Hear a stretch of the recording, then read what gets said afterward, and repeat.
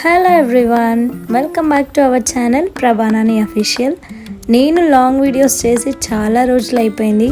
So అందుకని ఈ video చేద్దామని డిసైడ్ అయిపోయాను. ఎవరైనా నా ఛానల్ని ఫస్ట్ టైం చూసిన వాళ్ళు ఉంటే కనుక తప్పకుండా సబ్స్క్రైబ్ చేసుకోవడం మాత్రం అస్సలు మర్చిపోకండి. అండ్ బెల్ ఐకాన్ని కూడా యాక్టివేట్ చేసుకోండి, సో దట్ నేను ఏ వీడియోస్ పోస్ట్ చేసినా కూడా మీకు నోటిఫికేషన్లో వస్తాయన్నమాట. సో మీరే ముందుగా చూడొచ్చు. సో ఈ వీడియో అనేది నేను మార్చ్ 11th రోజు అయితే చేశాను, బట్ అప్లోడ్ చేయడానికి మాత్రం చాలా టైం తీసుకున్నాను. సో కొంచెం బిజీగా ఉండి అప్లోడ్ చేయలేకపోయాను అనమాట. ఆఫ్టర్ సో లాంగ్ డేస్ నేను ఆ రోజే లాంగ్ వీడియో చేయడానికి కూడా ఒక రీజన్ ఉంది. సో మార్చ్ 11th వచ్చేసి మా తమ్ముడు birthday, but he is no more now.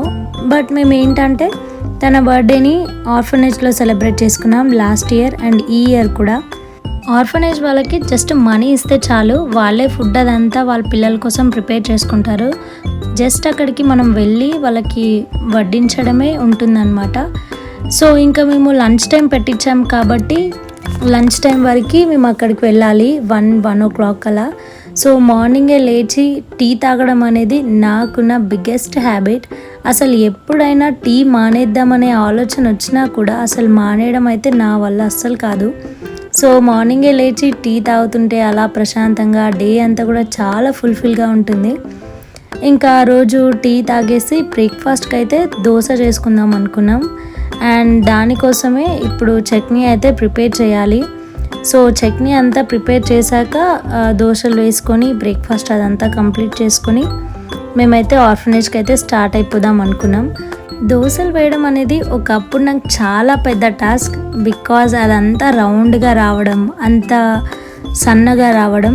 But ఇప్పుడు అలా కాదు, దోశ అనేది చాలా ఈజీ బ్రేక్ఫాస్ట్ అయిపోయింది అనమాట. ఓన్లీ చట్నీ చేసేస్తే చాలు, దోశలు ఈజీగా వేసుకోవచ్చు అనే ఆలోచన వస్తుంది. సో బ్రేక్ఫాస్ట్ అనగానే మీరు ఏ బ్రేక్ఫాస్ట్ని ఇష్టంగా తింటారో నాతో కామెంట్స్లో చెప్పుకోండి. అండ్ ఇవాళ అయితే మా బ్రేక్ఫాస్ట్ అయితే దోశ అనమాట, ఇంకే టిఫిన్స్ అయితే లేవు. సో బ్రేక్ఫాస్ట్ చేసి అలాగే ఆర్ఫనేజ్కి వెళ్ళి అక్కడే పిల్లలతో పాటే కూర్చొని తినాలి. సో ఏంటంటే మనం ఆర్ఫనేజ్లో వడ్డించినప్పుడు తప్పకుండా వాళ్ళు మనల్ని అడుగుతారు, సో మీరు తింటారా తినరా అని. సో నేనైతే తింటానని చెప్పాను, అందుకని ఓన్లీ బ్రేక్ఫాస్ట్ చేసి లంచ్ అయితే అక్కడే పిల్లలతో పాటు కలిసి తినాలని అనుకున్నాను అనమాట. So that's all. Chutney prepare చేయడం అయితే అయిపోయింది. అసలు వీడియోలో చూపిస్తున్నంత ఈజీగా పనులన్నీ ఇలా సెకండ్స్లో అయిపోతే ఎంత బాగుంటుంది కదా. అప్పుడప్పుడు నాకు అలా అనిపిస్తుంది అనమాట. ఒకప్పుడు నాకు వంట చేయడం అనేది అసలు చాలా పెద్ద టాస్క్లా అనిపిస్తుండే. అసలు మా మమ్మీ వాళ్ళు ఇన్ని వంటలు ఎలా చేస్తారు ఇంత కాసేపట్ల టైంలో అని. బట్ ఆఫ్టర్ మ్యారేజ్ నాకు కూడా అనిపిస్తుంది అనమాట, అసలు అన్నిటికంటే చాలా ఈజీ టాస్కే కుకింగ్ అని.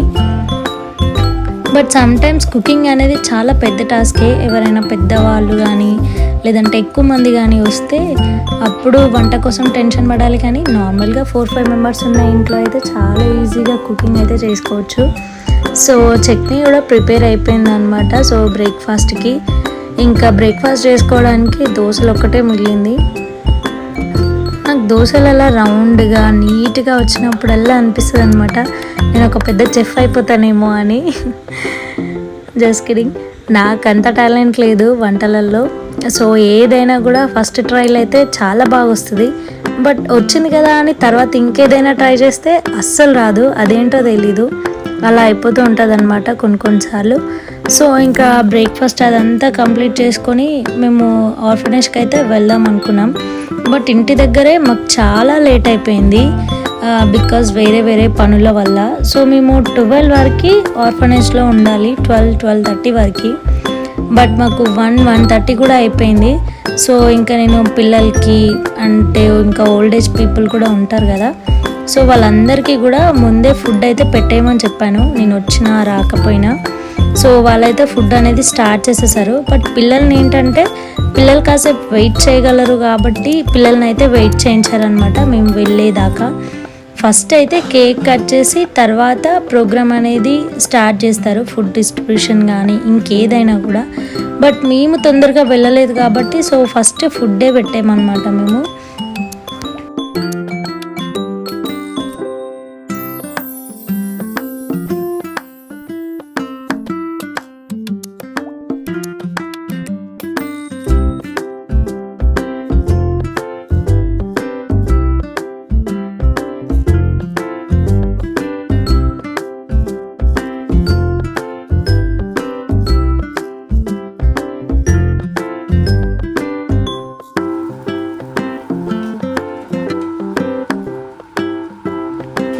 లాస్ట్ ఇయర్ కంటే ముందు ఎప్పుడు ఆర్ఫనేజ్లో అట్లా ఫుడ్ పెట్టించలేదు.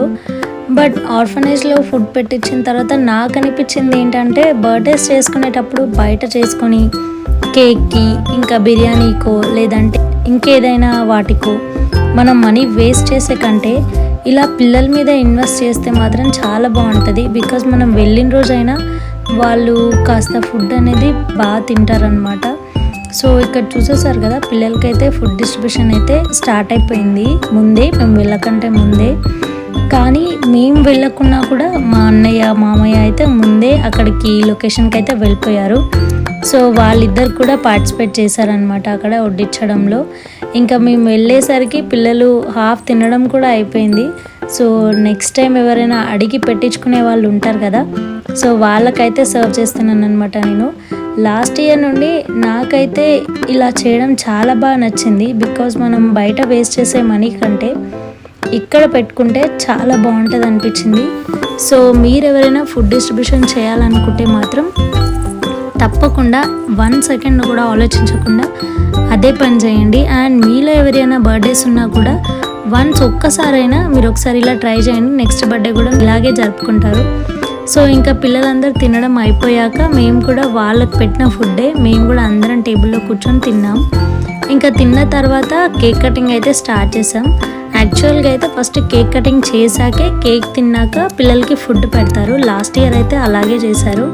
బట్ ఈసారి మేము టైంకి వెళ్ళలేదు కాబట్టి ఫస్ట్ ఫుడ్ అయితే పెట్టించేసాం అనమాట, పిల్లలకి ఆకలిగా ఉంటారని. సో తర్వాత కేక్ కట్ చేసి కేక్ అయితే డిస్ట్రిబ్యూషన్ చేసాం. సో డిస్ట్రిబ్యూట్ చేసేటప్పుడు పిల్లలు అలా చూడాలి, అసలు చాలా గోల చేశారనమాట. బికాజ్ వాళ్ళ టీచర్స్ కానీ ఎవరు లేరు, మేము పిల్లలు మాత్రమే ఉన్నాం. సో కొన్నిసార్లు పిల్లలు చాలా బాగుంటుంది కదా, సో అలా అనమాట. ఇంకా వాళ్ళు బర్త్డే సాంగ్ అదంతా పాడారు. నాకైతే చాలా హ్యాపీగా అనిపించింది. అట్లీస్ట్ మేము లేట్ వెళ్ళినా కూడా పిల్లలు హ్యాపీగా తిన్నారు, మేము కూడా హ్యాపీగా డిస్ట్రిబ్యూట్ చేసాము. అండ్ మేము కూడా ఆ డే అంతా అసలు వేస్ట్ అవ్వలేదు. నేనైతే లేట్ అయిపోయింది కదా, ఇంకేముందిలే చేయడానికి అని అనుకున్నాను ఇంటి దగ్గర. బట్ అక్కడికి వెళ్ళిన తర్వాత మాత్రం సర్లే వచ్చినందుకు ఇలా అయినా జరిగింది, ఇంత బాగా జరిగింది అన్న ఫీల్లో అయితే ఉండిపోయాను అనమాట. ఇంకా కేక్ డిస్ట్రిబ్యూషన్ అదంతా అయిపోయిన తర్వాత పిల్లల్ని ఒక్క గ్రూప్ ఫోటో కోసం నిల్చోబెట్టడానికి మేమందరం కష్టపడాల్సి వచ్చిందనమాట. వాళ్ళంతా అలా చేశారు. ఒకరు నిల్చుంటే ఇంకొకరు కూర్చున్నాడు, ఒకరు కూర్చుంటే ఇంకొకరు నిల్చున్నారు. సో అలా లాస్ట్లో అయితే బాగా అల్లరి పెట్టారనమాట పిల్లలు. సో వాళ్ళ టీచర్స్ కానీ ఇంకెవరు లేరు అక్కడ కంట్రోల్ చేయడానికి. సో మేమే నిల్చోబెట్టేసరికి వాళ్ళేమో మా మాట వినకుండా అల్లరి చేస్తున్నారనమాట.